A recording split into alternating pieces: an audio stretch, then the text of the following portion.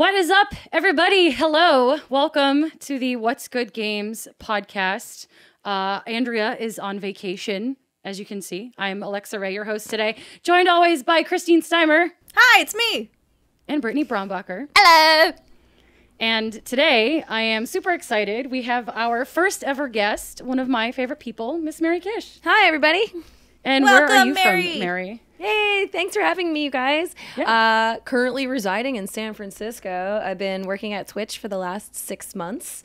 So you guys can see some of the stuff I produce on there, like Fresh Stock, our sneaker show. I've been watching it. That's a really cool thing. Thanks. It's really cool to make a show about something weird. Sneakers are pretty weird. Sneakers are pretty weird. So. You'll love Yeah. our show then, Mary. If you like doing shows about weird things, you will love Yeah. us. You I are in have- the right place. Lofty expectations of how weird this is gonna get. So Oh, it's gonna get weird. We are talking about Pokemon later, so things are gonna That go was off the weird. rails. all right. As it does when we talk about Pokemon.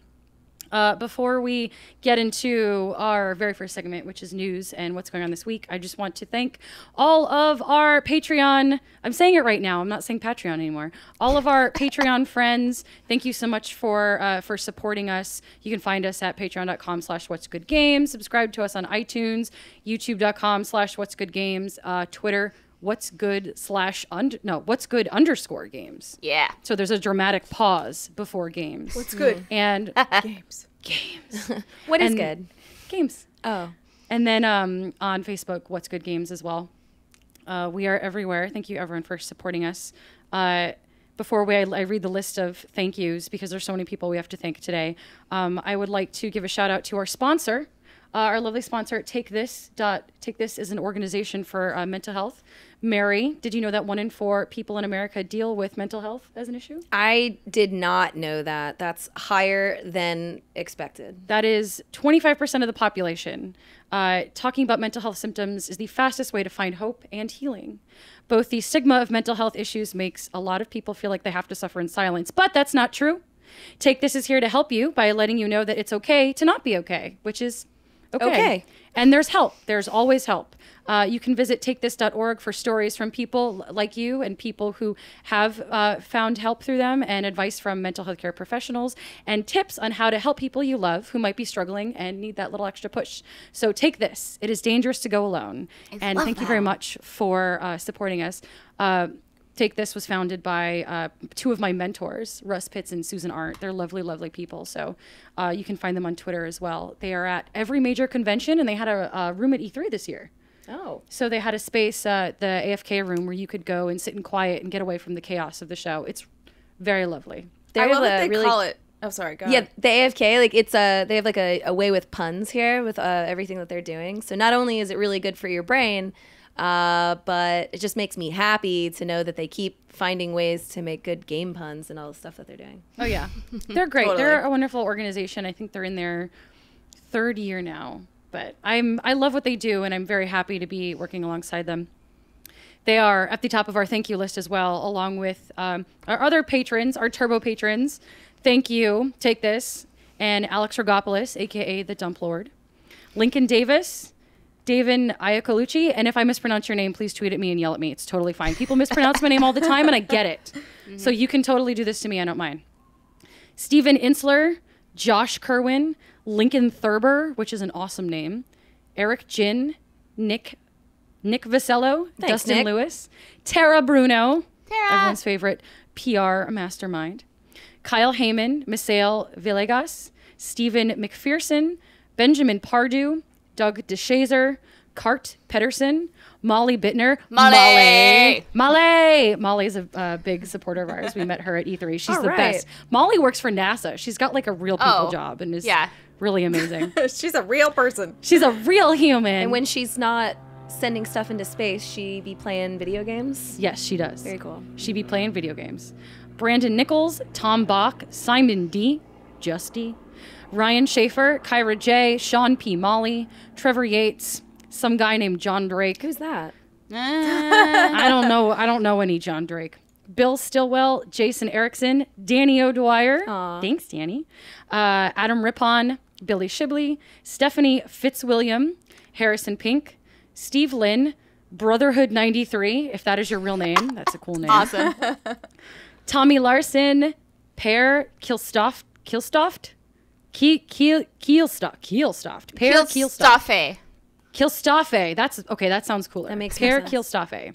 Aaron Saxon, Mike Lynch, Lindsay Kelsey, Anthony Murphy, Stephen Chong, Mr. Moody. I hope we don't make you moody. Oswaldo Sandoval, Ethan Anderson, Gio Corsi, Greg Fletcher, Eliza Steele, Duncan Stanley, Joe Schleff, Annette Gonzalez, Christian Rodriguez, Just Troy, Nice. Just Troy, Gabe Brown, Ron Mann, Donato Sinico III, Fancy. awesome, Adam Boys, Lee Kendall, and Mama of our Mama, Teresa Ennert. Yay. Thank you, everyone. Thank you, everyone, for supporting us. It's gotten us this far, and we made it.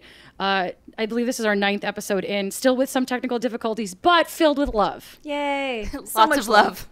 With So our much and love. technical prowess, it makes up for in heaps and heaps of love. And burps, because I listened to you guys set up, and I heard at least 6 really large burps. Those are all Steimer. What Steimer is the was- master burper. What was Steimer's excuse? That's the sparkling in the rosé. Is that Yeah, what you said? it's the Yeah. sparkling in the Sparkle. rosé that made me burp. What brand is it?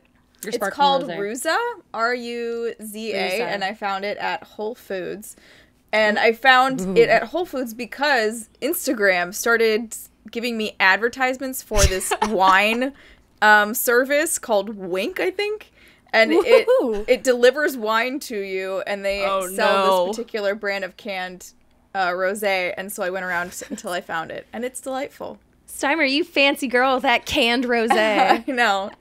I have to say this story real fast if I have Do time. it. No, yeah, do it. My sister works for BMW in the call center. She's the person who like calls people and is like, "Do you want to like renew your BMW and like have it for longer and stuff?" And they record all those calls, and then sometimes they put you in a room with your manager and they make you listen to your own call to kind of like grade you in front of your manager. And that's like a normal thing to make sure you're better and stuff. My sister was preggers at the time. Pregnant? Yeah, and she was on this call with a customer talking about the BMW and let out this huge burp, which can happen when you're pregnant because you have all these Things coming out. Things, and she said, "Excuse me, I have bubbles." Anyway, and like continued the call, and the manager was like, "Sometimes you can't help when there's air and stuff, but try not to say, 'Excuse me, I have bubbles.'" I think that's So- the best I've ever heard. I I'm have gonna say that bubbles. from now on. Well, what's the other option? You play it off like you didn't burp, and you. I think leave you're just them- supposed to straight up say "excuse me" and then not discuss the bubbles or explain them in any way. Well, okay. It's hard to not burp because then you kind of have that gross internal like body movement if you're suppressing your burp. At least that's what I do, and I've been told it's gross, so I just Better let it out than in. Exactly. Anyway, Better Or like for they you. get stuck like right here, and it's just like you have air just stuck in your you. burp me. I need to be burped. I'm a very gassy human. So the news, some things in video games happened this week. Our first Non-belch segment, related. not well. Some of these might be belch related. We'll see. But the first thing, and I'm just wanted to hear what you guys think about this. Half-Life got an update.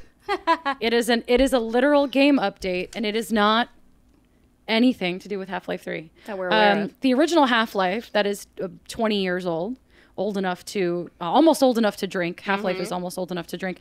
Got its first update in 4 years, and it's a patch that just kind of fixes some bugs, specifically some crash circumstances.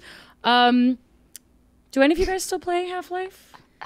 No, but I read the patch notes and thought they were hilarious. That they were like, "This just fixed a bug, and thank you so and so for reporting this." I'm like, how long has your game been out? That someone just reported this bug? Like, what are you talking about? I think it's hilarious. The online, only Half-Life I ever played was for PlayStation 2. It was a port of the PC game, obviously. I think it came out in 2001. And I liked it because it had a co-op mode called Decay, and it was split screen. And it was really fun, but then my PlayStation 2 went tits up, and the laser would stop reading Blu-ray discs or the purple discs, and it stopped working, and then my Half-Life career ended with that moment. Did you not get the orange box? Because that's how I played Half-Life. I did, but it was so like far later into the future that I just stopped. I don't know. I was in 2001. I was 13, and shooters really weren't my thing. So the only reason I was into Half-Life was because it was co-op. It had that one co-op mode on the PlayStation 2 port. And then I didn't have a computer at the time, and even when I got the orange box, I was like, there's Final Fantasy. That was it. That's fair. They are long games. Long game is definitely long. My deepest interaction with Half-Life, I played Half-Life 1 and 2, but my deepest interaction with Half-Life is that fan movie that someone made called Half-Life Full Life Consequences. Has anyone else seen that? No. Okay, Is that's everyone's homework. It's a machinima that someone made using assets from Half-Life about, like, someone wrote a fan fiction about, like, Gordon Freeman's brother, and it's actually, like, terribly written, and it's voice acted by this one really amazing person, and the assets, like, do weird things.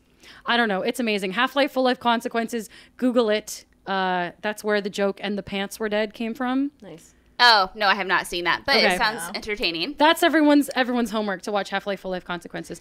I know that a lot of people are still, like, oh, when's Half-Life 3 coming out? We're never getting it. But clearly something is going on in the Valve pit that someone decided to update a 20-year-old game. I was looking into this a bit because although I'm not a diehard Half-Life fan, it's always been one of, like, I don't know if you'd call it a joke of the industry, but if Half-Life 2 Episode 3 is announced or Half-Life 3 is announced, everyone's going to lose their shit, and you kind of want to, like, be a part of it. And so I was looking at this on May 24th, 2006. There's a GameSpot article, and Valve said that Episode 3 would conclude, the whole trilogy would conclude by Christmas of 2007. Lols. Bye forever. And then I think even in 2009, Gabe said it was still in development, and then I think everything just kind of went silent after that. And then they were like, wait, we can make way more money by just being a game service. A platform. Yeah, exactly, a platform. That What do you Dota think? money. What do you think, Mary? Are you a Half-Life fan? Yeah, I've had a couple interactions with Half-Life recently. One was when Danny O'Dwyer did the Half-Life 2 half marathon, where he ran a marathon and then played Half-Life 2 for charity. And we raised a bunch of money doing that, and that was pretty fun. And then the last time was for Awesome Games Done Quick guys stopped by and played the scene where you're basically, like, in a vehicle. Sorry, my microphone just fell over. My microphone fell off a mic issue. Sorry, continue, Mary. We played the vehicle part, speed run, just that sequence, and it's incredible how broken, like how much you can break that game. With the hops, with the bunny hop method, going backwards, you can go like 20 times the traditional speed and beat that scene in like 5 minutes. Which is absurd, and it's really cool to watch. So, let's see. I've only played Half-Life 2 twice. It was years ago. But I constantly refresh myself from all the AGDQ runs, and they are incredible. So if you want to see like the best refresher of Half-Life, I would encourage you to do it through the Games Done Quick crew, because they just do these like maddening runs. I don't know if you guys watched the Summer Games Done Quick as it was happening. They did a Kingdom Hearts 1.5, 2.5 remix run. And it just, hey. And it just blew my mind. They just, like, the way that they sort of break these games without actually truly breaking them to just finish them. Like, I would never think to, like, finish a game fast. No. Well, I mean, that takes a special brain to even want to do that.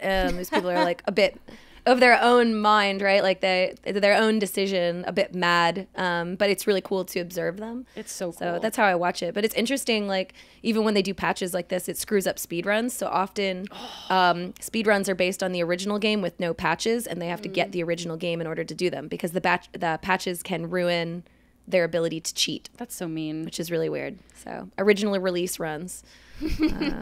Dang. Well, speedrunners, Half-Life speedrunners, I hope that you can still do your speedruns despite this weird 4-year-old patch. Yeah. New patch. Apparently it's just a bunch of game breaking bugs, so hopefully it's only for the best. But yeah, there's like a dude in a basement somewhere that got a ping. He got like an email like at 4 a.m. and it was just like game-breaking bug, and he was like, I'm on it, and he like put on these glasses and typed away and fucking fixed it 4 years later. And with this patch, I bet that same guy in the basement, or maybe a different guy in the basement, got that ping that was like Half-Life updated, eliminates this crash, and their whole world has just come crashing down around them. Yeah. This goes out to you, guy. Or girl. Or girl. You're going to be okay. It's going to be okay. You can figure it out. I believe in you. Mary, how do you feel about Destiny? I played the original. Shoots were pretty good. Didn't really give a shit about the story, though. So there was no excited story. about the story. Yes. Right, that's correct. What story? The best story was the couple getting engaged. That's the best story. It was Rami Ismail Oh, yeah, getting Rami engaged. and Adriel. That's like the coolest Destiny story. They should have wrote that in. Can you recap the story for listeners who might not know? Of Destiny? Of the story. There was a wizard on the moon and he came to Earth and then they replaced it. That's a good Oh my God, story. keep but going, I meant, keep going. Rami and Adriel. Oh. This is a better story. And They're then I both want to hear good your stories. actual story.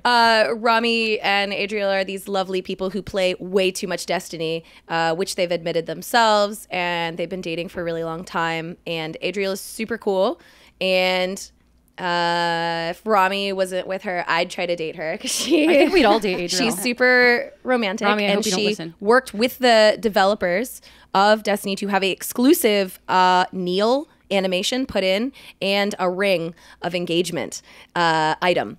And then he got the gift and got a ring, and then she bent down in the game animation and proposed to him in game, and it's so beautiful. And I just love that story so much. That's the best Destiny story. They're both game developers too. Rami works at Vlambeer, and Adriel organizes Train Jam every year. So they're two of the most like creative people I know. And when I saw that, normally I'm like, someone proposed in a game. It's a little cheesy, but I saw that and I was like, oh my God, this is the most perfect thing. Yeah. But like we were saying, there's no actual Destiny story that anyone really cared about. In fact, all of their DLC didn't continue on the story, which is really fascinating. Like they would take you to all these different places, but it had nothing about the original story element. Yeah. So we were playing all this extra stuff. People always wanted content, but it wasn't game related. So it's really fascinating to hear that Destiny 2 apparently is going to have too much story. I think was the quote. Yes. Too much story. Yes, Yeah, that yeah. is the story. So speaking with IGN, the quote, I hope people complain about how much story we have. And that's from the senior narrative lead, Jason Harris, and cinematic lead, Matt Ward, talking about what's going on with Destiny 2. But I will say there is such thing as too much story in, like, for example, a 40-minute cutscene that nobody wants to really watch.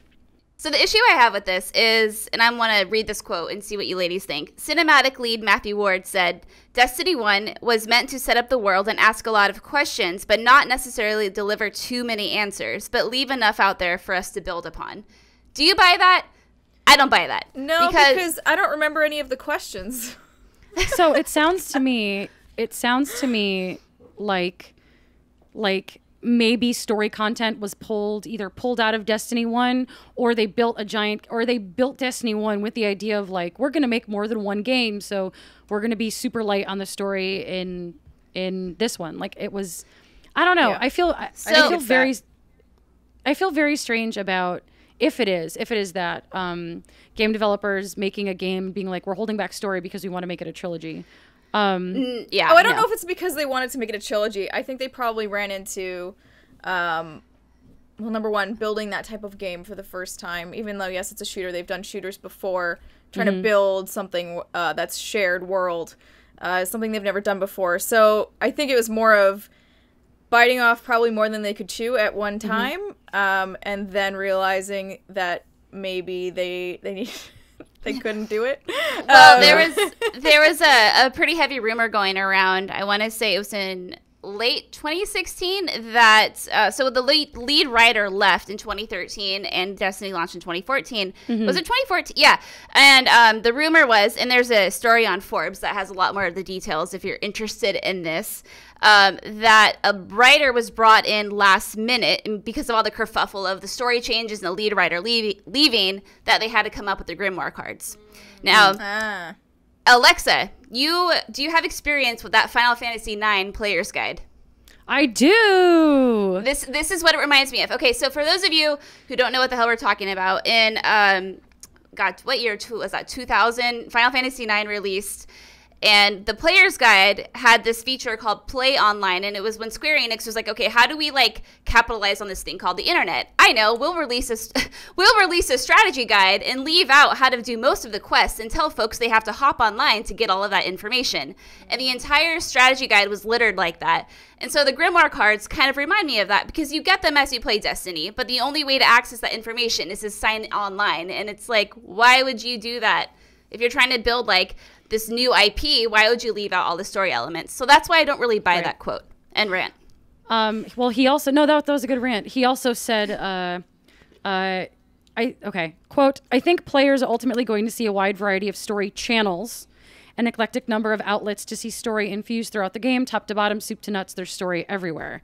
Do you think that maybe this is going to be another one of those things where, like you said, it's maybe something extra or something that players really have to dig into, and on the surface level it'll just be like a really good shooter in a really good world? Do you think we might have to dig for the narrative, or do you think it'll be like it's going to be one of those things where they have this big grandiose single player campaign? In Destiny 2, I think the campaign will come through in the story this time because they are prepared for it. I think the only reason they didn't have a story in the original Destiny of any substance was because of an issue with writing, and because people didn't agree and they had to remove writers, thus remove like some of the story. At some point they were like, we're out of time, so we will splice in lore and we will make it secretive.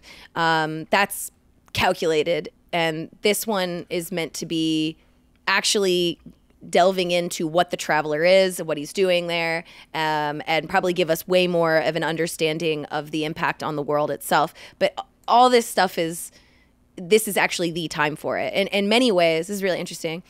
Destiny 2 is kind of like Titanfall 2, where it's like we didn't really they had a campaign, but not really in terms of story. So now they're able to offer that to us. And in many ways, Destiny 2 will be like Destiny 1, just in the concept of delivering the final story. The gameplay has always been there, but now they actually get to show us probably what they wanted to do in Destiny 1. Yeah. Yep, I agree. I got to play like just the beginning intro mission at the Destiny 2 event, and I have to agree, like I think this time, at least the first mission, God knows what the rest of them were like, it really was a lot more cinematic, like a lot more of like, okay, this is what a single player shooter sort of feels like. But for me, actually, my main issue with Destiny wasn't really the fact that there was no story. It was the fact that there was nothing to do in the world, which is sort of tied to story in a way. Like, usually the story is scattered around and you go and uncover parts of it as you're exploring. But so hopefully it will be more of that, where it's like, oh, I found this random cave and there's something in here that's tied to the narrative somehow, and world building that way versus cards. Word. Were you doing the raids? No, I never did. I didn't do raids. I did strikes. Okay. Okay. I think like both those were like kind of the meat of the game for most people, right? It was like I didn't really hear a lot of complaints about how there wasn't a lot of story. People enjoyed do it like grouping up with friends and taking down massive bosses, and that was kind of like the thing that kept everybody going. Yeah, totally. In this same interview, so counterpoint, in the same interview, the developers say, like, when they're saying, I hope people get angry, there's so much story, he made a direct reference to players that maybe don't want a story, that just want a game where they can shoot things. And I believe in the interview it actually makes angry typing motions. Do you think... It did. Yeah, so do you think that that's like going to... Well, do you think that will be a popular opinion? Do you think people out there will be like, no, I don't want this story? Like, I feel like the Destiny community wants this story and maybe kind of like deserves it and has earned it after sticking There's a with the really first game for easy so long. solution, and it's called skippable cutscenes. That, and also I think Mary hit it on the head when she said, you know, the real meat of Destiny, you have all the strikes, you know, all the multiplayer components, the raids, sorry, is what you said, and all the other cool new things you can do with the multiplayer. People like me who don't like to do a lot of online competitive multiplayer, the story to me and the campaign is what I really enjoyed. But a lot of the people I've talked to who enjoy the raids and that kind of stuff, they're like, yeah, the campaign was okay, but I didn't really care about it. So I'm thinking if they can nail like the multiplayer side of it, the people who are like, cutscenes, story, they can just get over it and let us story-driven folks enjoy that campaign. The people who like online, it won't affect them. Right. So it really is negligent. Story is for people who play campaign, and they should be more satisfied with that. Yeah. I'm looking forward to Destiny 2.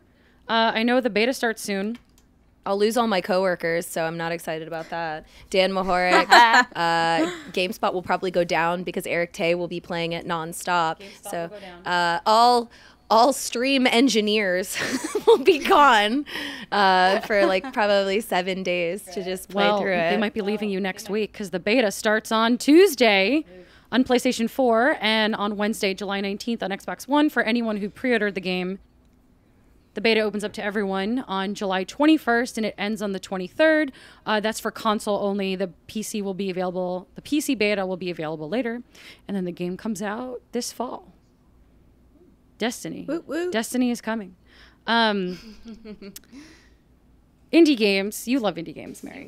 I do Indie like games are your indie thing. games.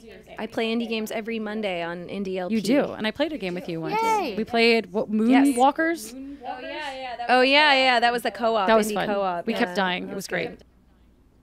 great. And new on-demand subscription-based Spotify-like video game service is in beta right now. It is called Jump. It's in closed beta between now and July 24th with a sample library of 10 to 20 indie games. Now the plan for Jump, this kind of came out of nowhere. I didn't know about this. I wasn't expecting something like this, but it's tailored to indie games specifically, smaller games, and it plans to launch later with a library of 60 to 100 indie games, and we'll add 10 new games each month for Windows, Mac, Linux, HTC Vive, and the Oculus Rift. So we're looking at PC and PC-based VR. It is playable for a monthly fee of $9.99 per month, and it is unlimited and ad-free. What do you guys think about this? Indie game Mary, sub-service. As our resident indie fanatic guest, I mean, it's an interesting subscription model. Anyway, is this the first time in video games that there's been this kind of model? What, a subscription? There's- No. Like a pay a monthly I mean, there's been a fee? lot of subscriptions, but Like, I'm just trying to think of the other ones. Clearly, I'm brain farting if they're out there, but I mean, it's been a while because they've kind of gone out of style, haven't they? I mean, some people still do them. but PlayStation, Yeah. I mean, PlayStation still has their sort of semi-subscription options. right. Xbox, Are you talking about PS Plus? No, not Plus. PlayStation Now. And then they have Xbox is coming out with their own version. Nintendo seems Right. like they're coming out with theirs. GameFly, I think, is still around, right? It's technically different. GameFly doesn't work exactly the same way, but I guess the thing that I find weird on this one is I don't know that I would want to pay $10 a month for just indie games. Okay. Like, I feel like I would rather just like do a humble bundle or grab the ones that, you know, kind of bubble to the top anyway and are the ones people are talking about the most and just buy those directly. Yeah, I think that's a really good point, Kristen. Like, I think like the problem they're going to face, because I think it's a great concept, right? Like it's a nice concept to be able to pay a subscription and be constantly given an influx of games. But between very cheap indie games already, in which if you go to the sales on Steam, Steam summer sale, Steam, the Christmas sales, Yeah. I get a mad influx. Between that and then the humble bundles, in which I can get like 5 indie games for as little as like a couple bucks. I have a Steam library filled with indie games. So it's not like I need to pay $10 to get more. In fact, I would think most of the time if I were to do such a thing, that's $120 a year. So I'm just thinking of myself as like this frugal, you know, penny pincher Mary here. And it's like, that's 2 AAA games that I would play for hours and hours and hours and hours. Or, I mean, damn near 25 indie games permanently. So in this subscription service, you pay for them and then it's streaming only. They don't need to install on your hard drive. They run locally in a client. I would probably just buy them and keep them because I like having them, and then I can like play them with a friend. I have like share on my Steam library, so I can share indie games with other people. I have my own system. So in theory, it's a lovely concept. I don't think that it's something that I would be spending my money on. Between Humble Bundle and Steam sales, I have a plethora of indie games at my whim. So the CEO, Anthony Palma, told IGN that part of the reasoning behind creating Jump was extending revenue for them, not necessarily taking away from it or cannibalizing premium sales. Netflix. So like Netflix, his exact quote is, we want this to be the next logical step in the life cycle of content. If you think about the parallel to the movie industry, a movie goes on premium sales through theaters, and when those sales start to dip off, they look at other avenues and eventually end up at a subscription service like HBO or Netflix. Yeah. That doesn't exist in gaming right now, and particularly not for indies. I don't necessarily think that games need or should or will successfully follow that model. What do you guys think, Steimer, Brittany? Yeah, no, I agree. I don't think it needs, because I think right now they're saying like, oh, there's a void here. I don't think there is, because I think that step for our industry is something like a Humble Bundle, is something like a Steam sale. Right now, yes, they launch at the premium, and then a few months later, once interest has sort of dipped down, there's a sale. There's some other way for you to get it where you're not necessarily paying full price, and that's especially true of indies. Maybe not so much for AAA games. Sometimes those take a while to go on sale. And their DLC for AAA games like never goes on sale. I don't know if people just forget. I don't know, it's weird. But but yeah, so I don't know. Britt, do you agree, disagree? No, I agree with all of the words that just came out of your mouth hole. Truly. Nice. Yeah. Mouth hole. Out of the mouth hole. It's, as someone who interacts with indies a lot, and I'm very well versed in the issues that they face. The biggest, one of the biggest problems that indie developers face is avenues for money that doesn't devalue their game. Basically, indies, after about 6 months of release, people are like, "Oh, I'll pay like 10 cents for it," right? Like I'll put it in a Humble Bundle and I will pay my $1 for it. And it's like, you are not valuing the 4 years that a team of 3 spent on this game. So you need to respect that just because it's an indie game, maybe it has like a smaller concept, that it is certainly worth more than 50 cents, right? Like, let's be real here, and let's give the justification for the value of it. I do not know, based on like this article, what indie developers financially are getting out of it. If I give my game, my indie game that I spent years on, right, but it's a year old, I still don't want people playing it for me to receive a royalty check of pennies. Right. Okay, we have that info, my dear. Oh, give me that info. It's not a specific breakdown, but it kind of explains it. Yeah, go ahead, Britt. Yeah. Okay. So give me those hot numbers, Britt. Those hot, sexy numbers. So, Alexa, is Palma the CEO? Do you know? Yes, I don't have that. Okay. So, he estimates. Okay, I'll start over. Revenue is added up according to playtime for an individual game, which Palma estimates to be about 25 to 50 cents per 1 hour of playtime per user. And then overall, they take 70% of the net revenue, and they pay that to developers based on the amount of time that their game got played over all the total minutes of gameplay. Hot numbers. So who knows how to math? Who knows how to math? I mean, that doesn't sound like a lot. That's not a lot. But you're basing it off of, because like, what if my game is 3 hours? So does that value my hours played higher than a different game? That's 75 cents. 70% of 75 cents for whoever plays it. There was a game's quote worth in here. More than 75 cents. Yeah. There's a quote in here from a developer who is going to be on Jump, and he said, "Even if that audience isn't going to pay full retail price," quote for my game, "we're still going to see some revenue from the time that they played the game, and that's better than the nothing we would have seen from those players otherwise." I disagree with that statement, and I want to express wholeheartedly that it's a constant thing that we say, like, isn't it better that we played your game at all for 10 cents? And it's like, to a degree, sure, but we don't expect this with any other industry. It's not like people are like, well, I saw your movie. Aren't you grateful? You know, it's like nobody says that about anything. They're like, pay me my money. Yeah. You watched my movie. So video games is the only thing I can think of where they're like, how lucky you are that people discovered you at all. And it's like, you don't, that's not respecting the art form in which it is. Right. People worked very hard on these games. They are works of art. They take years and years to develop. They're worth more than 50 cents of play. So I think that's a mindset that the industry and the player base are still not fully at, because I think a lot of people like think about all these like 3-hour games that we have in our history, right? Like the Edith Finch or I'm just trying to think of like a lot of story-driven adventure games. Yeah, are typically like 3 hours, but it's like just because your game is 3 hours doesn't mean that it should be $1. I pay $20 to see a movie that's an hour and 45 minutes. So that's a bullshit argument. Yeah.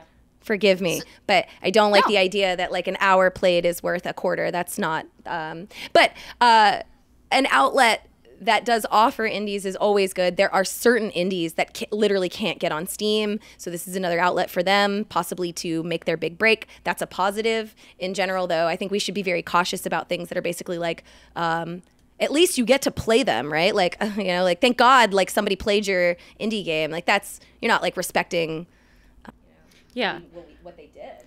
No, it's yeah. No, sorry, you go ahead. I'm gonna tell a dumb story. I was gonna say. No, Mary, it's been very interesting to hear your feedback because I'm not as in with the indie community or the indie development community. So that was really insightful. So with that said, what do you think is the number one thing that needs to change so this isn't an issue for indies? The problem with indies before was the ability to reach large user base. So you think of Vlambeer, right? Like that's a great example. Their biggest problem was they couldn't get on Xbox because they had all these like technical limitations or the problems with Microsoft themselves and the legalities of getting it. They don't have the ability to have these high-priced lawyers, you know, that large companies can get. So all of a sudden they're like, okay, well then we just won't put our games on Xbox. Now we have a PS4 exclusive game, and now we only have one outlet to get this game financially and get our money back from it. That's super huge risk, right? So now with technology coming through where they can not easily, but easier get their games on, you're seeing indie games on Switch, you're seeing indie games on PS4 has been huge for indies in the last couple of years. Xbox is getting way better. And then Steam opening up their floodgates to all these indies. Now it's not so much about the difficulty of getting your game in the hands of public. It's about marketing, and it's about being seen in this sea of indies, because there's way more than there ever was before. So the issue to indies at this point is, how do I rise above and float to the top on this sea of indies? Not so much do I exist at all. So this probably isn't a great answer for your question, but it's like what they're probably looking for is, sure, other outlets are fantastic. I've seen lots of indies go with weird GOG, G-O-G, right? Like they do good work with indies where they give them a decent amount of money. The royalty checks that you will get from GOG is like pennies compared to Steam, but you're getting a new user base. Some people don't like Steam, so that's cool for them, and they will do it. If you get smaller than GOG, when you're starting to get down into those like nitty gritty pennies, it might not even be worth the lawyer fees to make sure the contracts are safe and that you're properly taken care of. So good to have more outlets. These are good. I like the idea that this thing exists. If it does not seem financially viable, if your game is paying out cents on the dollar, it will never grow, and it has no value. It has no use. So you're not going to see a lot of competitors of Steam probably coming out anytime soon. But the bigger thing to me is how do you showcase indies and make them rise above? And nobody really does that as good as Steam or I don't know. Currently, like just like another sale, right? Like those are probably like the best ways to do it, is to put your game on sale. That's like the best way to rise on top. So these things are cool to see. I'm not sold on it. Thank you. You are so smart. I'm sorry. No, that's good. But to go on, compiling on your story. I'm exhausted. As far as like indie discoverability and worth and whatnot, I found probably my favorite indie game of like 2017 so far on Steam through a sale. Yeah. And it is called Ace of Seafood. I think I've seen this game. I'm not gonna tell you what it is because I really want to stream it and I really want to like play it more and like talk about it. But it is literally a game where you are basically fighting your way through the sea as other sea things. And I bought it on sale for it was like a $26 game or something, and I bought it on sale for $10. And I would pay $26 for that game. I've played it for maybe like 6 or 7 hours, but damn, is it really, really good. That's awesome. And I found it on Steam, and I would pay $10 for that game over and over and over again. And all the reviews are very good for it. So Ace of Seafood, if you can check it out. Cool. Jumping all the way away from indie games for our last piece of news, I wanted to talk to you guys about it because we have a good time when we talk about Pokemon. What's more indie than Pokemon? Here on this. The ultimate indie developer. What's good? Pokemon. So, today, on the YouTubes, the Pokemon Company did a thing that I found very strange, and the internet also found it strange. They released a piece of marketing material that was a very strange video. It was in Japanese, it was on the Japanese channel, teasing some sort of announcement coming up. And it featured, I don't know how up you guys are in your Pokemon lore, but it featured a lot of alien Pokemon and a lot of scenes from throughout the series where a lot of weird things have happened. Granted, Pokemon is weird in itself, but weirder things happening, like creatures in meteors falling out of the sky and like weird stuff. And there was a bunch of Clefairies and shit hanging out. And Clefairies are weird, man. Like, they're the weird Pokemon. Clefairies. Clefairy. And then then a bunch of text flashed across the screen. And the translation of this text, weird text in the video says, "Is this a time slip? Is it manipulating time? It came from the moon? Question mark. What? Is it a space? That's Destiny lore. Is there a Pokemon Destiny? A wizard? A wizard came from the moon? Is it a space virus? Is this an encounter with aliens?" And then there's like a bunch of footage and it's like, "The battle with the alien invader has begun. Is this the underside of the world? Is this a puzzle? Is this an attack from a parallel universe? Is it possessing humans?" Is it capturing them? Sandcastle Pokemon confirmed. So, and then at the end it says, is something happening in the text. You tell me. I don't know. You tell me exactly. Honestly, what kind of teaser is this? What are we making? What game is this? It's like, you're marketing to me, you jerk. You tell me what you want me to spend money on. I've never been so excited for a Pokemon anything as I am after watching this dumb video. What is happening? It got you. It's downright creepy. And you know what kind of reminds me of? Have you guys seen the scary movie The Ring? Yes. The No. scary movie Okay, The Ring. The scary movie, The Ring, the horror film, The Ring. Okay. So in the movie, you watch this video and then you die after 7 days. Right. And this looked like this could be like the Pokemon version of that movie. That after you watch it, you die. No, because well, I hope not. Because we watched it. It's showing like time slips, like. It shows like time slips and like UFO appearances, like alien invasions, parallel dimension shit that happens throughout several Pokemon games. Like Alexa said, a bunch of weird shit. There's Clefairies everywhere, dancing. I don't know what's happening. So the rumor that I've heard, and I think a lot of people are jumping to this because we all need this hope, is that this is a teaser for Pokemon Stars. Yes, that's what I heard too. Right.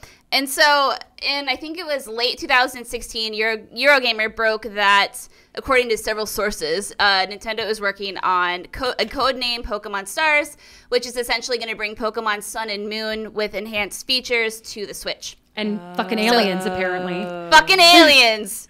And human viruses and shit. Clefairies and shit. Is it possessing humans? Is it the Haunted Sandcastle Pokemon? That's what I said. It's confirmed. Haunted Sandcastle confirmed in this, whatever the fuck this is. When's the unveiling? Is it the 19th? Yeah, it's July. It is Wednesday. Something Wednesday? Wednesday, July 19th.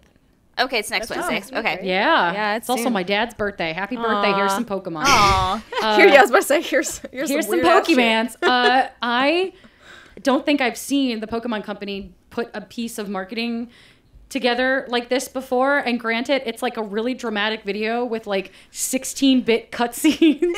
Yes. What is it? It's a Clefairy, just like. So good. It's so good. Slow zoom in. I want this to be a thing, and if this is the weird human possessing Pokemon stars, like I will, like, all right, you have my attention. I poop all over you every week, Pokemon, and now you have my attention. How the tables you have did turned. something weird. It's on the table. You did something weird. You appealed to my senses. Yeah. Are you a Pokemon fan, Mary? Yeah, I mean, I wouldn't say that I could dive into this nearly as deep as you guys are. I'll wait to see what they're unveiling. This isn't enough for me. I would have settled for like a Snorlax and a spacesuit. I would have been like, that's pretty cool. I have no idea what I saw. Yeah. That's Thanks. amazing. You can have that for free, Pokemon. Make it happen. Space But it's Lex. like I don't know what it is. God, yes. And I can't venture Now I much want more that than to be canon. Space Can they Lex? please make a space Snorlax? Spotchy like, Lex. He's just like floating upside down up there. Nobody knows how to get him down. That's one of your quests. Please retrieve the Snorlax from God. space. Well, that's, I'm sure we'll talk about that next week after they unveil it. I hope it's Pokemon Stars. Oh, yeah. I hope it's what you guys want. Yeah. I Thanks, Mary. yeah. I don't know what else to say. I wish the best for all of you. And, Thank you, Mary. We appreciate it. That's a nice way to conclude our news segment. Dun, dun, dun, dun. Do you guys have a noise when you guys talk about news? No, but we should. That's our new noise. Just in. Dun, dun, dun, dun, dun, dun, dun. Pokemon teaser. Yeah, so we're going to come back and talk about our hands-on. We've been playing a lot of games this week, and I watched a game adaptation, Castlevania Netflix series. Dun, dun, dun. Totally going to talk about that. So yeah, we'll be back after this short break.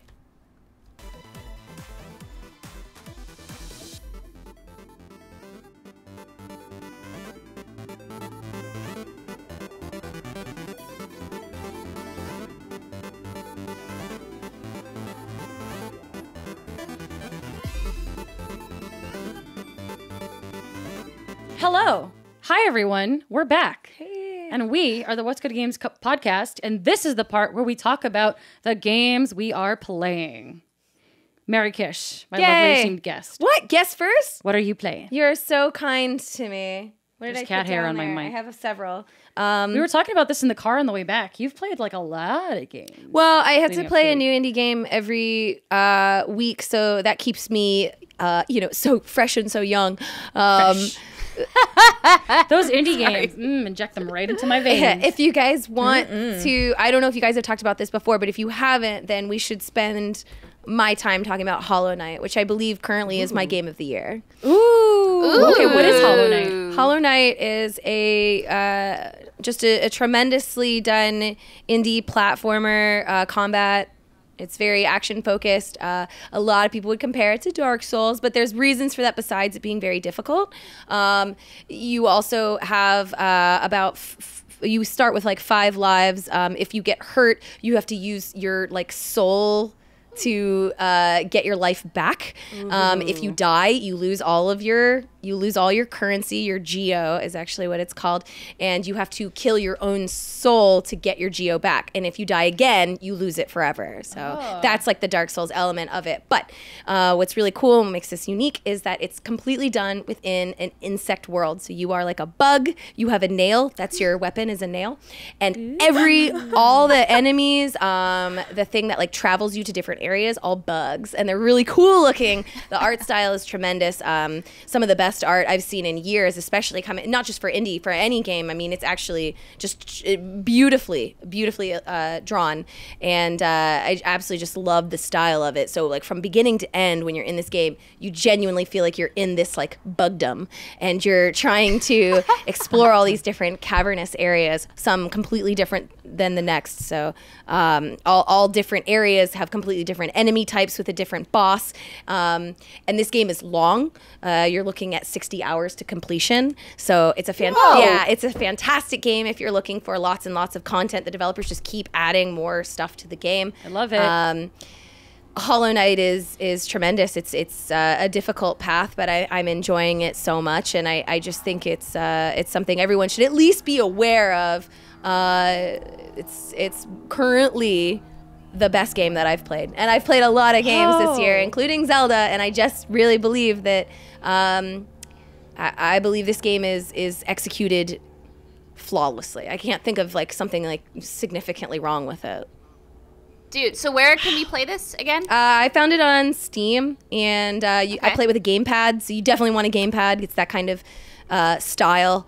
I believe it's coming to Switch. Yeah, I think it is, and I think it's going to like better. change the game. You use your currency, your geo, to upgrade your little bug body and get more skills from like, you know, obviously double jump or dash and stuff like that. It's really cool. I think when you guys see it, you'll laugh at like how cool the bugs look. And when you travel to different worlds, there's this like long-legged ass beetle, and he like comes down and he like he like races to you, and you hop on his back, and he takes you to like the next world that you're totally gonna die at. It's it's just like super rewarding. So I'd like to spend that time just telling you guys about that. I think it's super worth it. So Mary, as somebody who doesn't like dying in video games, Go on. Is there like an easy baby mode on this for me, or do you think, like, I don't like Dark Souls, Okay. I don't like Bloodborne, I don't like those style of games. Is there anything that would attract me to this if I don't like those things? It is going to be difficult for me to encourage it because it is punishing. It's punishing in the sense that you will definitely die a lot, and sometimes, you know, like if you lose all your geo, similar to your souls, you just feel like broken, right? And you're like, and you like chuck your controller and you're like, screw this, I'm fucking, you know, I'm playing some other game that makes me feel good about myself, you know? What's that game where you like create piñatas? And Is it Viva Pinata? Don't you talk shit about Viva if you need me, I'll be I will playing fight Viva you, Mary. Pinata, where nothing goes wrong and everybody's happy all the time. And it's like, Mary, are you aware that that game is one of Steimer's favorite games ever? That's did. game I of knew the it. century. Steimer felt Don't it. fucking fight. I felt it in my loins. I think Viva Pinata is fantastic. What I'm saying is like this is the antithesis of that. This is punishing game. What would encourage you to play it? What might get you into it is the fact that it starts slow, right? So it doesn't start you off murdering you.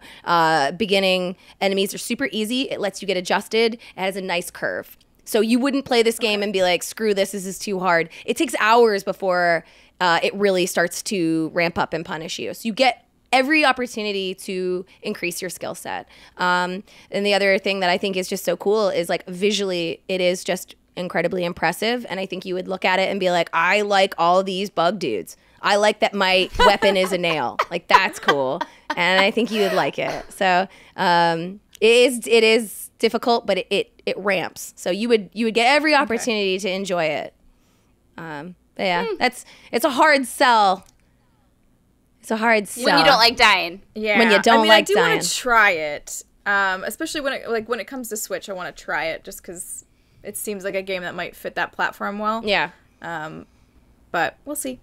I like that you're like bug dudes. I'm like, okay, I like bugs. They're so It's cute. fine. Some of them are really, really cute. And it's weird because you are killing them and like soldering them and stuff. But like amazing. they're just like little fireflies, like shooting like goo out of their butts, and you're hitting them with your nail. It's a weird world, man. But it's well done. It's atmospheric. Is this the developer's first game? I don't know. Do you know? Okay. It's the first No, game. that's fair. It's That's the first fine. game of theirs I think I've ever played because I've never heard of them before. So, is it Atmos? Awesome. Yeah. Awesome. Well, now I want to play it. That sounds Yeah, like an I'd love to. attractive prospect. I hope if that's the time I have on the show, and I really love that you guys invited me at all. Aw, girl. I hope I can have a few people learn about this awesome game that I like. No, what else are you playing? Bugs. I know you were tweeting about starting up a neutral evil character. Oh yeah, Boulder in Baldur's Gate. Yeah. Talk about it. Let's talk about that. I love Divinity: Original Sin. I burned through that game. girl. Yeah, it's girl. It's damn Sorry. good. And Divinity: Original Sin 2 is coming out really soon, but it's not out yet. Doesn't have controller support, and typically with those types of games, even if they're like you can play it now, you will lose your character when it officially comes out, you know, because it's not done yet. So I'm not gonna start a character if I'm gonna have to, you know, chuck it in the bin. So I decided to start a character in Baldur's Gate, and for the first time ever, because in Baldur's Gate you're allowed to choose from the full range of good versus evil, right? Like if you're lawful good or chaotic good, true neutral, and then so it's like the D&D style. And there's not too many games that do that anymore, and it's really, really cool. I've decided to be neutral evil is what I've decided. And neutral evil, which is different than lawful evil and chaotic evil. So neutral evil means that you don't abide by the law. You don't like it, it's not necessarily what holds you. Chaotic evil means like I will just freaking kill whatever. Just do whatever. I will kill Yeah, myself. exactly. I will kill you. I'll kill anything. I don't care because I have like no whim. Neutral evil is basically like I want things to be reasonably even, but I only want to support myself. So I will rob you, I will sell you out, I will sell everyone down the river, and I just thought I wanted to try it. So I tried neutral evil, and within like an hour I killed a dude, and I was like, yeah, I'm in. It felt really good. So, what Baldur's Gate are you talking about? Original. Like the original? Yeah, I am playing the original. That's for the first time, because I actually never played it before. It's very good. I played it because I was looking for new Divinity games, and there's not a lot like that, so. I love it because that's how I stumbled across Baldur's Gate as well. Yeah, I didn't get very far, because if I'm remembering correctly, it's very difficult. Yeah. Right? Yeah, the difficulty curve is stupid. I've died a lot to nothing. I've died to spiders. I've died to wolves. Yes. I didn't even antagonize a bear, but apparently I pissed that off and it killed me once. So I've been restarting a lot, but I've been getting a lot better at it. I have a party of 6 now. I'm a cleric mage. Yeah. And so I'm like half healing, half like shooting, magical laser beams at dudes. And it feels great. Nice. But yeah, it's hard. It's not an easy game, so I can completely identify with you, Brit. Yeah. And you can play with people, too, right? Mm-hmm. There's a online co-op, I think. Online co-op, which is what drives me. I have a lot of friends in far-off places, and we like to play games together. Yeah, I want, like, another Left 4 Dead. Left 4 Dead 2, like, that's, like, all we played, because I could play it, like, with my friends all across the United States, and, like, it's hard to find games where I can, like, play with my buds anymore. Besides, like, I mean, if I want to play games with my buds, I still play, like, a lot of Overwatch. That's, what else do I Rocket play? League? PUBG. I've been playing PUBG. I got my first chicken dinner. Yay! That's relevant. Nice. What does that mean? Winner, chicken dinner? Yeah, in PUBG, it can be anywhere from like 0 to like 100 online people, and you can play in a group with your friends. And if you win, if you're the last man standing, it says winner, chicken dinner. And I got my first chicken dinner. Nice. I know, I was really impressed. I hid behind a rock the whole time. Nice. My kind of girl. That's how I would play yeah. I call it. Me too. I call it wienering out because you just like hide in the grass and you're just like this huge scared wiener, and then when there's one person left, you come out and headshot them, and then you're like chicken dinner, and that's it. That's a strategy. It's a total strategy. strategy. It's a wiener strategy, but it's a strategy. I love it. Strategy. I encourage it. I'm pro wiener. You heard it here first. Pro wiener. It's a strat. Mary Kish, pro wiener. I won chicken dinner. A win is a win. That is true. True. Speaking of wins, someone named Steimer is playing a Zelda game, and I consider that a win. Which Zelda? Yeah. Breath of the Wild. Oh, of course. So I've decided that every week we're going to check in on your Breath of the Wild playthrough because it's been so hyped up. So where are you now? What's going on? It has. I just got, I think I have 5 hearts now. Oh, Jesus. Not stars. Oh, Jesus. And you could collect Get stars. out of here, noob. It's really hot in my room. I'm kind of starting to sweat. Shame. Like, pass out. And I have only like a little bit of a health bar. So I think I've done like 13 shrines or 14 shrines, something around there. I've been going around, so I've done things I don't think the game wanted me to do at all. Like what? Like I just was like, oh, I see the towers. I want to get all the towers and like not necessarily do anything in those places, but just want to climb up them and that's what I did. Scan the map. And ran into some fucking wizard who was ice wizard totally trying to kill me. What kind of wizard? Yeah. There's different Like, elementals. what do you do? Well, what's funny is, so I literally walked up and I was like, oh, a ferryman. Maybe he'll be helpful. And then he started shooting at me and I was like, oh, he's an unfriendly. You have to assume that everything in Zelda will kill you. Do not approach. Yeah.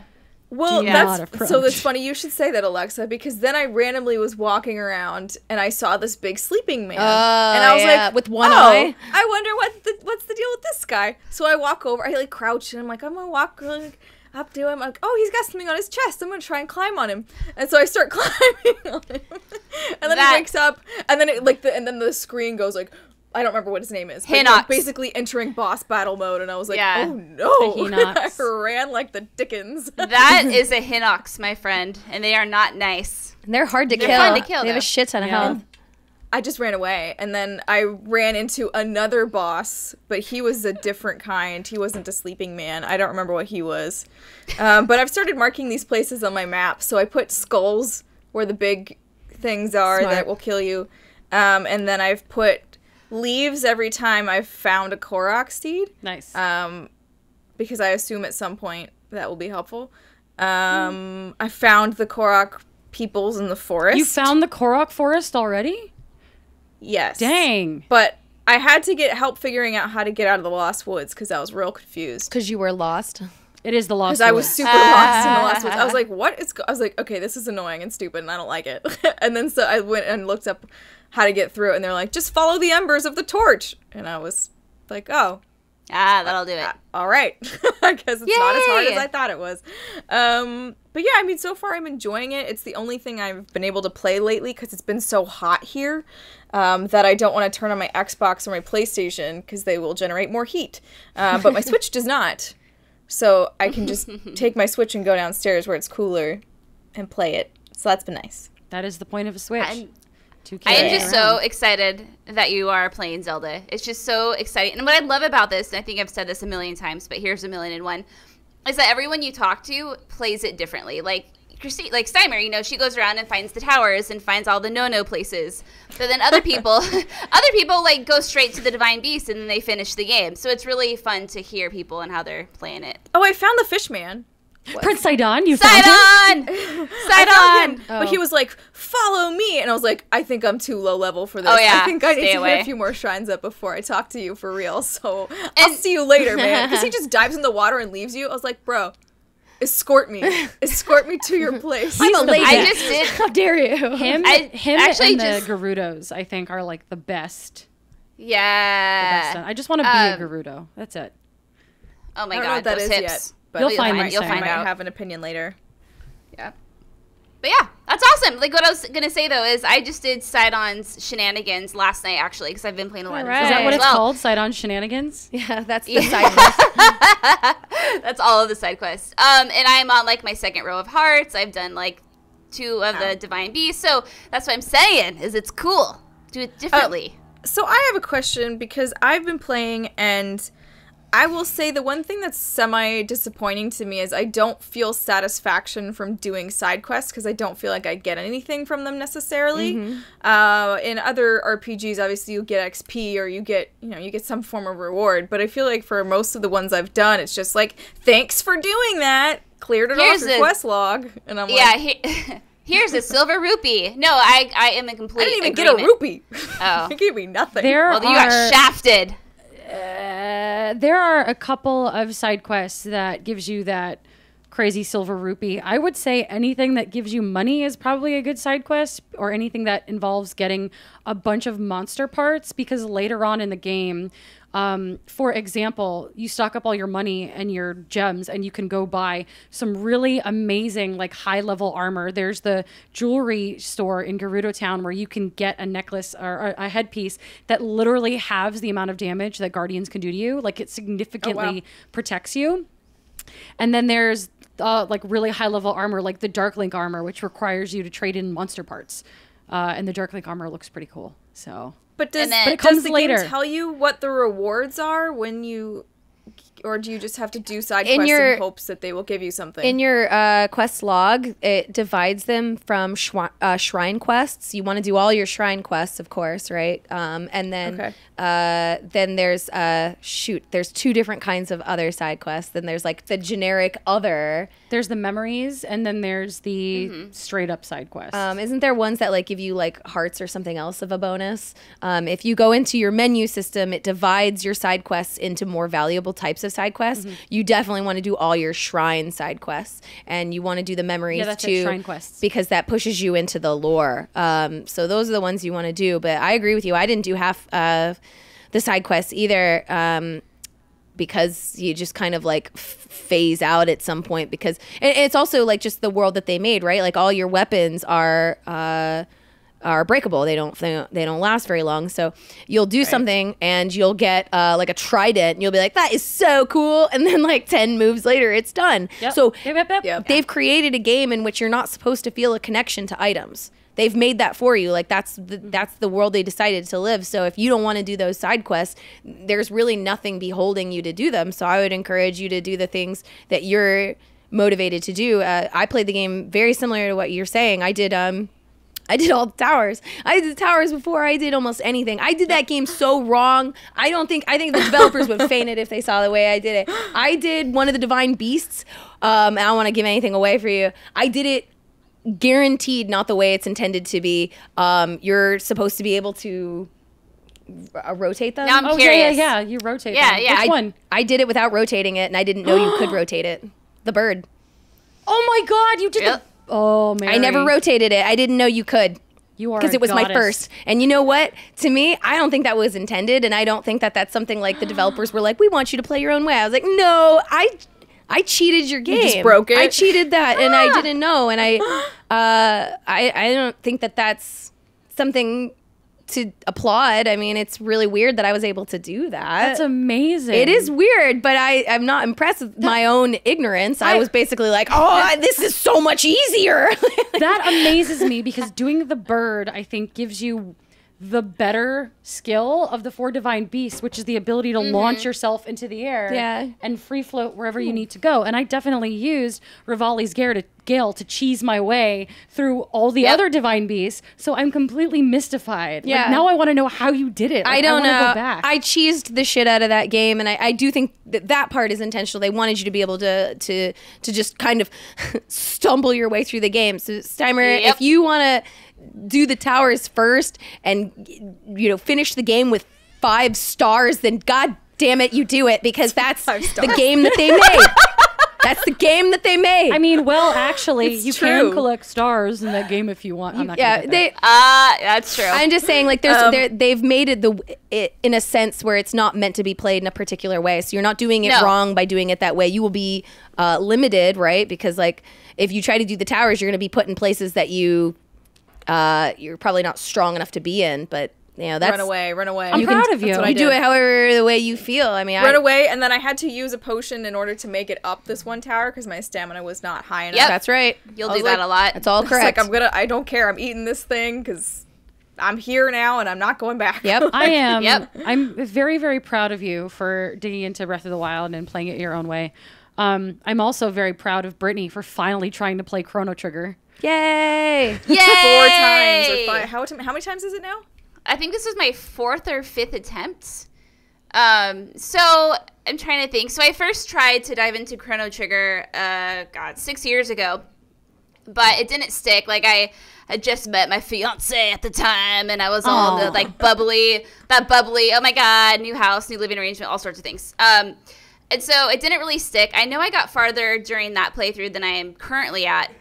So I put the game down. And then I tried to play it on a DS, but I didn't like how small the screen was. And I felt like it didn't do the game justice. It deserved to be played on a big screen.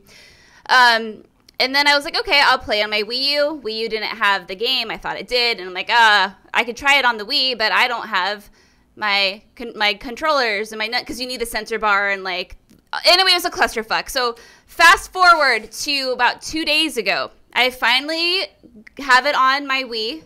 I have it on the Wii. It is playing smoothly. It doesn't have the atrocious loading times that the PSN version has. Yep.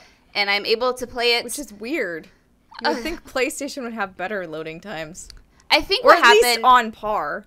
I think what happened was that it was support from PlayStation, and I think the loading screens from the disc, or I don't really know what happened, but it was just a terrible port. So like I would try to open my menu, and then literally 5 seconds would pass before the menu would pop up. Okay. Or if I were to try to like talk to someone or like go into a new area or buy items, it was just awful and terrible. And it doesn't sound that bad on paper, but when you play a JRPG, your life are those menus, and the battles, and it was bad. So I'm only about 3 hours into Chrono Trigger. and I love it. It's so charming. It's really cute. It's very nostalgic. I feel like it's a game I've played many times, and I mean that in a good way. You know, like those classic Super Nintendo RPG games. Like, that's what it's giving me, and I feel like I'm finally in a place where I can, like, enjoy it, and I'm really excited to play more of it. Yay, good. Yay! That makes me feel happy. So cute. When you are too. done, I want like the full report from you. We're gonna post-mort that shit. I didn't really play any games this past week, but I did watch a game. Ish. So last week, the Castlevania anime debuted on Netflix. It is 4 episodes long. They are 23 minutes each.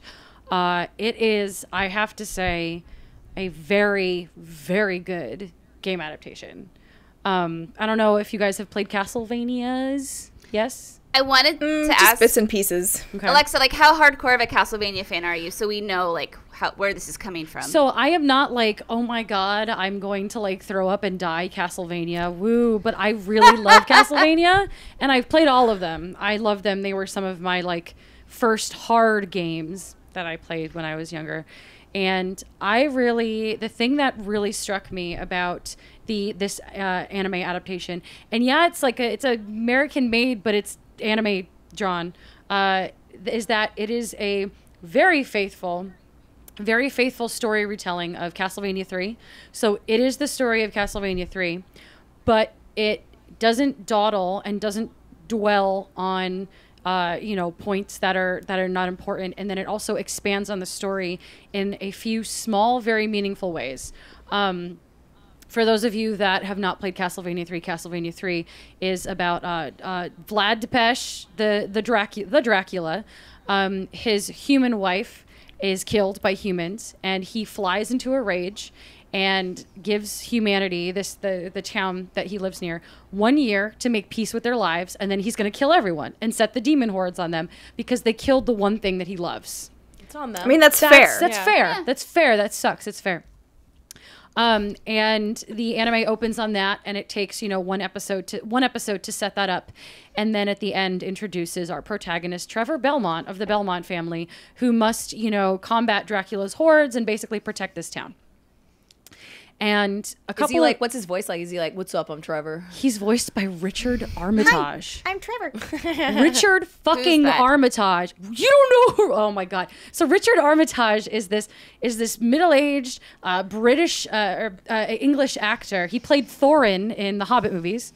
And he's done a bunch of Shakespeare, and he has this really deep, really hot voice. What's up, I'm Trevor? Pretty much. But isn't Trevor, wouldn't he be young-ish? He's young, but Richard Armitage does the voice pretty well.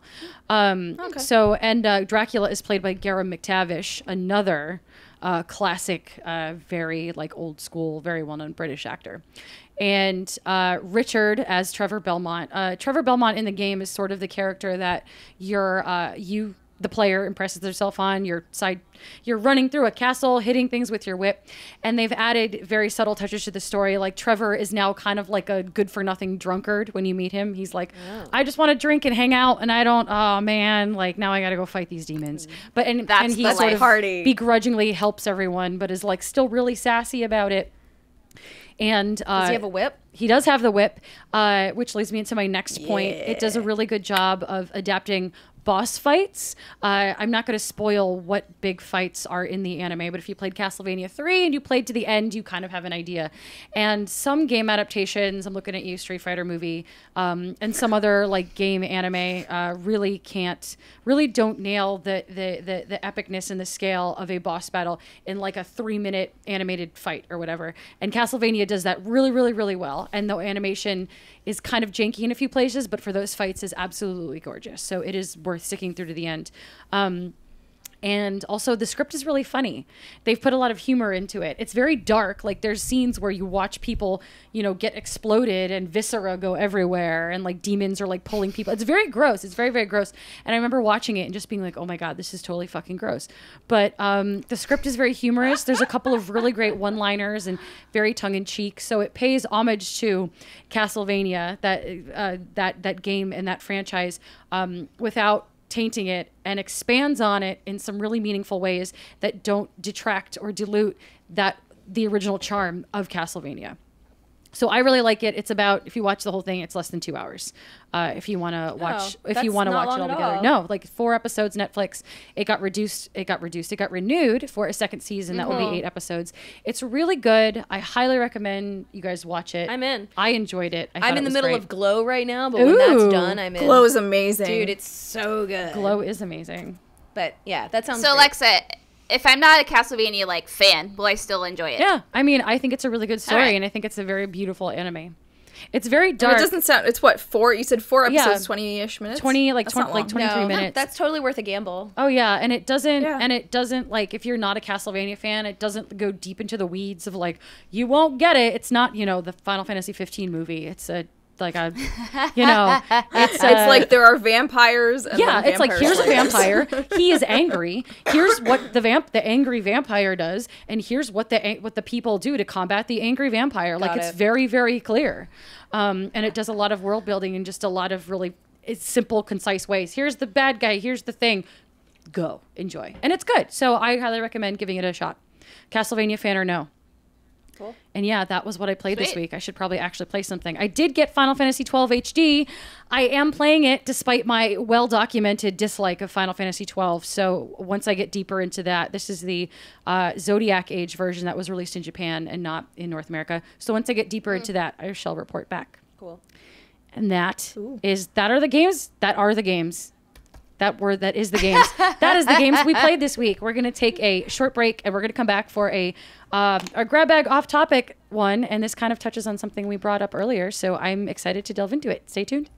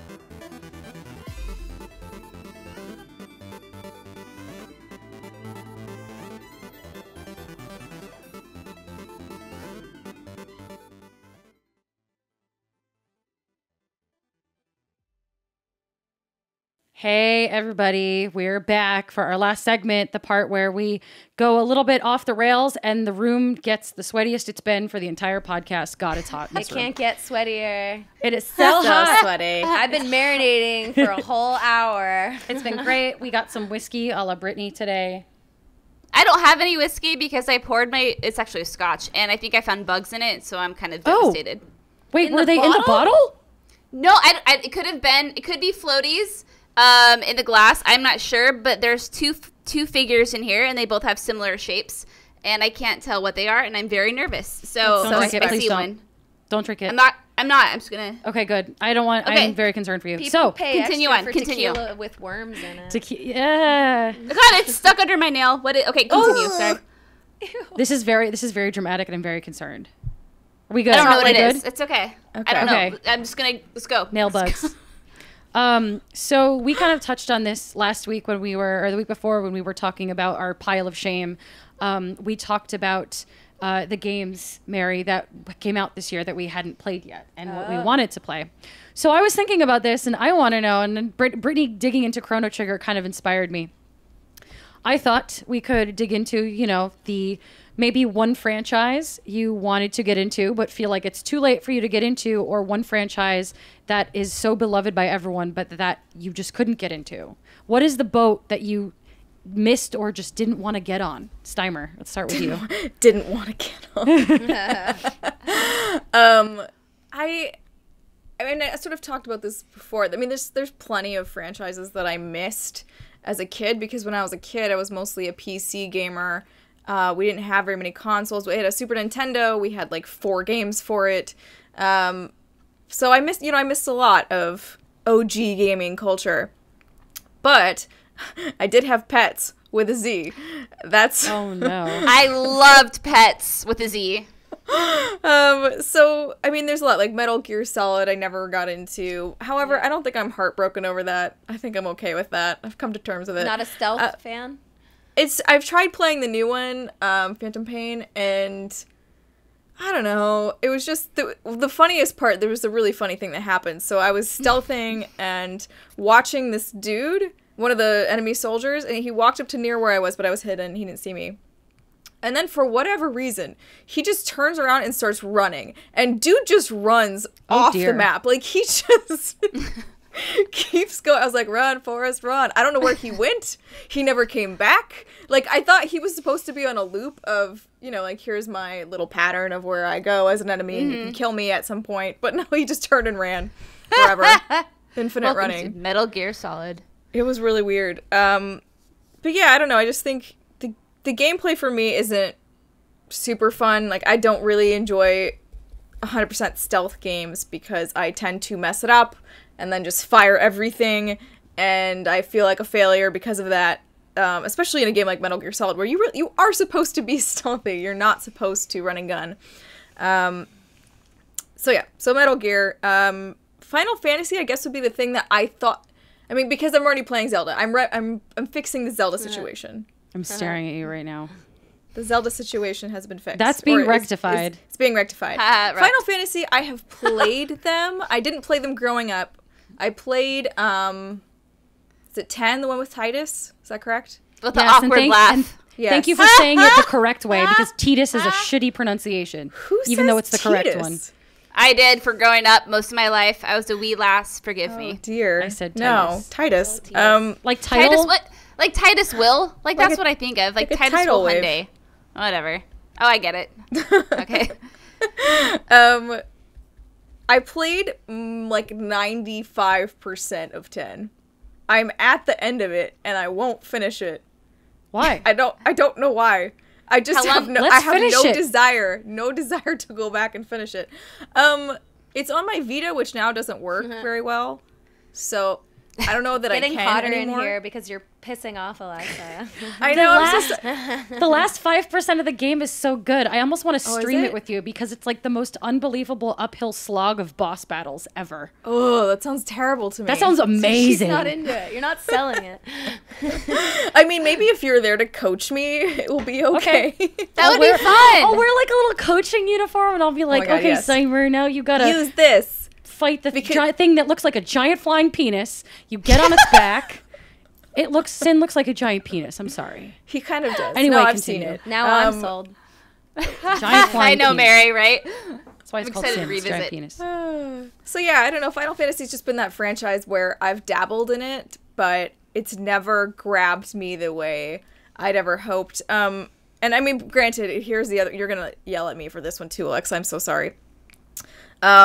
The one with lightning was like another one I tried to play. I don't remember. Final Fantasy 13. Yeah, that game was not great. And then that wasn't that great. Although the worst part of it was, so I made it up to this point, and I'm an idiot, so I had sold this item, and then I was trying to beat this for the first mini boss or whatever you try to fight. And I go to Clement's because I think I worked at IGN at this point, and I was like, Clement's, what is the deal with this fucking thing? Like, I can't beat this. This is impossible. And he goes, oh, you need to use this item. And I go, I sold that. I sold it. What do I do now? And he just looks at me. He's like, I don't know what to tell you. You're screwed. And I was like, well, I guess I'm done playing this game. I guess I'm done. Yes, I mean, that was a valuable lesson to learn, but it meant I was never going to finish that game. So, yeah, that's why I was so... When I asked all of you, I was like, what can I sell in Zelda? Because I was really scared. First question you asked. What am I allowed to sell in this game? What you Don't selling? use Lightning as a good example because that's like infamously known as not a good game. I mean, like it's got a timer on it, which people like infamously hate, right? Like it's got like you have this much. I never time even to made it beat to the timer. and then you have like. I just think that's not that's a good... the third one in the series. Oh, is it? Also not great. And then it's like if you can sell an item that you absolutely need, that's just like poor design. Like who let you do that? Come like, on. Somebody out there should have tested it and done exactly what you did. I don't Yeah. know. That seems weird. I'll help test the games and be the idiot that does stupid shit. Oh, Steimer. You'd be a great game tester. Yes. Steimer. So- I did play 7 a little bit, but I started playing it on Clemence's PlayStation. Okay. And so therefore, I don't have the save file. So We then I should play stopped playing 7. it. I'm overdue now that the remake is coming out. Yeah, for, I'm totally replay. down to play it. With Let's you. I just played 7 for the first time several months ago, and it still holds up. Do Yeah, it. it's a good game. Yeah. What about you, What did you Brittany? play it What's on, your Brit? I franchise played of on shame? it. Oh, yeah. So I have a bunch. The Oh, first dear. and foremost, well, Metal Gear Solid, like Steimer said, but I'm also okay with that. I think for me, it's more of like the FOMO, watching everyone get all stoked for it, and I'm like, I can't relate. But a major one is Kingdom Hearts. And again, it could be You because of all this. guys, I think hurt like this me. is just the Alexa crying. I I am know. wounded. No. So my first like introduction to Kingdom Hearts was when I was around 13, and my friend was playing the game. And around that time, I was really obsessed with Final Fantasy IX. And I thought I was such a badass because Final Fantasy IX was kind of like a mature Final Fantasy game. There was swearing and like sexual innuendos and like flirting, and I had a huge crush on the main Ass character. grabbing. You forgot the ass Oh, grabbing. the ass grabbing. That was the first thing that came to mind. The soft. It was glorious. What? Yeah, it happens. And I like and grabbing so- All the already. time. I watched my friend play Kingdom Hearts, and I'm like, oh, this looks too kiddie for me, you know, because I thought I was like a badass playing this like game. And so, unfortunately, I was just turned off from it for many years. And now that I like to think I'm older and wiser and an adult, I have much interest in the game. And it was going to be my next treadmill walking game, but Chrono Trigger took over. But Yes. I do want to play that. The other series I have written down that I really wish I would have gotten into, Castlevania, sorry. Suikoden? Is it, how do you say it, Alexa? Suikoden? Suikoden? Is Girl, that how you that's say like it? so up your alley. And that's what I'm saying. Like, that's why, and it sucks because I own all of the games. I had just never played them. I don't know why. Yeah, so just in Shining Force, that was another series I never got into. So it's just mostly like JRPGs. Okay. It's my Did you ever sad day. play? This is not a game franchise anybody would know of, but did you ever play Lunar Silver Star Harmony? I can't remember. Oh if my I- God, Lunar is so good. Oh, no, I never played it. But Oh my again, God, one of it's those so games, good. I watched my grandma play it, and never got into it. That's But like my favorite JRPG. Damn it. What Don't about fight me, you, Alexa. Mary? I was trying to like look up a few because you guys mentioned a few. Like I never got into Kingdom Hearts. I played one. It's but, hard. I wasn't able to like super commit. Some of us wrote a book on it, and it's totally okay. You Some don't have to. some of us are authors. So Well, well, while you are gathering your thoughts, Mary, I'll throw yeah, mine please, out there. please. And I thought about this, and when we were talking about our pile of shame, I was thinking back and thinking about, all the other games that were announced at E3 this year that we were talking about, and I missed the boat completely, totally, and utterly on the Elder Scrolls. Yeah. Really? Yep. That's fascinating. I watched my little brother play Skyrim and multiply cheese wheels and watch them roll downhill. I watched him fight bears that then floated and spun up into the sky after he killed them. I watched him play make up dumb games for himself to play in that game, and just watched him tootle around. I watched him pick locks for 3 hours once. Well, sounds like a I was good day. babysitting him when he was younger. My youngest brother is 10 years younger than me, and he fell completely and totally in love with Skyrim. And I sat and I would watch him play, and I was like, this is neat. And then I never... This is neat. And I own it. Like, I have Skyrim on, 2 consoles, and I'm probably going to also buy it on Switch now, and maybe this is my chance. But I never played any other Skyrim game. And I am obsessed. My brother is the one who downloaded the Thomas the Tank Engine mod for my well-documented love of the Thomas the Tank Engine mod. He's the one who downloaded it and played the entire game with the dragons as Thomas the Tank Engine, which is what I love. That's but amazing. I never sat down and really played any of those games myself. So at E3, when everyone was like, Morrowind is coming back, and everyone around me is fanning themselves and fainting and screeching, I'm like, Crap. I don't care. can we get to Fallout now, please? Thank you. Like, I just didn't. and it's right up my alley. It's fantasy garbage and weirdo shit. Like that's my jam. Those are my triggers. I don't know why I've never like gone into that world. So that's something that I really have to rectify, and I need to do it before Elder Scrolls 6 come out, and I get very behind. Nah, you'll be okay. That game won't come out for a while. Yeah. I hope Elder Scrolls 6 is just all Thomas the Tank Engine. That would be amazing. I love. They're Thomas like, the we've Tank Engine licensed mods. specially with them. I don't even know who makes Thomas the Tank Engine. some British people. Yeah, I think you're right. So Mary, Yeah. I mean, you're not supposed to be amazing at everything, right? Like, I mean, some of this is regret, and some of this is just like, nah, that boat sailed, and I'm like, you know, like I just got off, you know, that's fine, like, see ya. And something I just tried way too late was RTSs in general. Oh, okay. I got on that trolley way too late. I was like, this seems cool, but every time I played StarCraft, and I did play through the campaign, but anytime I played it online, I would get slaughtered. I was like, okay, obviously my age is too far and my APMs are too low.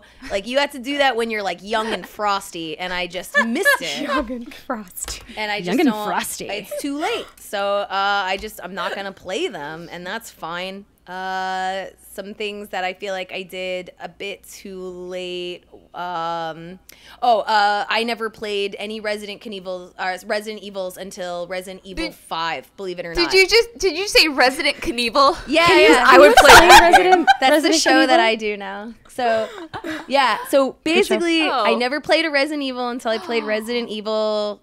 I played some Resident Evil 5, didn't finish it, and I played Resident Evil 6. And I was like, why are all these people like so into this? This game isn't that great. And everyone was like, you idiot. The first ones are the good ones. So Mike Mahardy and I do a show now called Resident Knievel. It's not like that original of a name, but that's the one we went that's with. amazing. And in Knievel, Resident Knievel, Knievel, we've played through the whole series, and now I understand because Yay! Remake is probably one of the best games I've ever played, but I didn't know, so it can be worth it going back. RTSs is something where I'm like, nah, good luck, and Resident Evils were totally worth learning. I think you should still play RTSs. Just play the campaigns. Don't go online. I do play the campaigns. I just can't hack it. And then Oh yeah, that's totally fair. No one's saying you need to become a pro gamer. Yeah. Steimer, don't you want the best of me? Are you do. pushing me? I need you to be at the World Championships next year. Make it happen. Yeah, it's like not gonna happen. And then the other series that I think everyone will probably like yell at me for, but this is the truth. Never got into Mass Effect. Didn't do it, and everyone was like, the story, it's so good, but like very similar to The Sixth Sense. I was like, well, I guess I'll look up what everybody's talking about, and I like looked up the end of Mass Effect 3, and everyone was so mad about it. But you can bang all the people. I'm aware about alien banging action, but you can do that all sorts. I can get those rocks off in many other ways. Oh, do tell. Wow. Do free. Wow. I think love Mary it. just became my favorite person. Ooh, that made me Mary really is sweaty. amazing. There's Good job, other Mary. outlets for those things. You just like watch any like Star Trek or Star Wars. There's lots of alien sacks Watch there, that and like you Overwatch can porn. You just call it Sax? yeah, Dax. hot alien sax action. There's all sorts. Is it because you know the ending that you're not interested in playing through the trilogy? Well, I heard it was that? super disappointing. So it's kind of like finding out that this huge, amazing story, like poops the bed at the end, Yeah. and I think that kind of ruins it for me. So like, why should I play through 3 full games to like be disappointed? So the ending of Mass Effect 3, I think we all can agree, is kind of, not ideal. But the character relationships you build and the stories you uncover and the things you get to see and do and explore during the course of those 3 games, I think far outweigh any shitty ending you would get from Mass Effect 3. Yeah, Yes, by far. I agree with Brittany. I thought the ending was poetic. Did you I like sad endings. Okay. Did you play the new Mass Effect? Yes. Yes. Yes. And It I was accidentally fucked the wrong person. Who'd you bang? PB. Who of us here hasn't had that happen once in a It's the while? story of my life. You God. stop playing? Video games I play you to escape, not remind me of my mistake. It's the best review I've ever heard for Mass Effect Andromeda. Mass Effect Andromeda. I fucked the wrong person. Put it on the box. 9 out of 10. Yeah. Not even trying. It just happened. That's how it happens. Excuses, yeah. It just Oh happened. boy. Oh boy. Any last ones you want to throw out there before we end this podcast, and then I yell at all of you? Oh, please yell. I'm not actually gonna yell. No. Oh, okay. Is this No, I because think of I'm Kingdom good, man. Hearts? Yeah. So, Mary, I'm so excited that you came by today. Thank and you I'm guys so for having excited me. we did this. Where can the internet find you? You guys can find me. Probably the best way to find me now is on Twitter, Mary Kish.